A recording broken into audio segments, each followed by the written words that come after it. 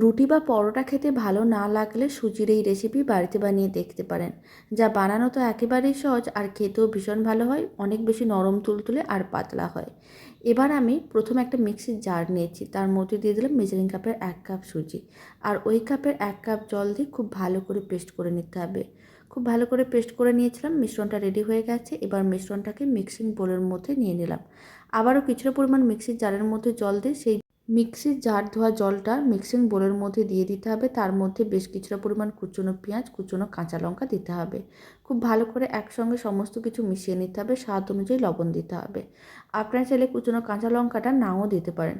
এবার রেডি করব, তার জন্য আমি একটা তাওয়া নিয়েছি, অল্প একটু তেল ব্রাশ করে নিতে হবে। তারপর কিছুটা করে মিশ্রণ দিয়ে ভালো করে ছড়িয়ে নিতে হবে। খুব ভালো করে ছড়িয়ে নেওয়ার পরে 1-2 মিনিট এইভাবে রেখে দিতে হবে, যতক্ষণ না উপরের দিকটা শুকনো ভাব আসছে।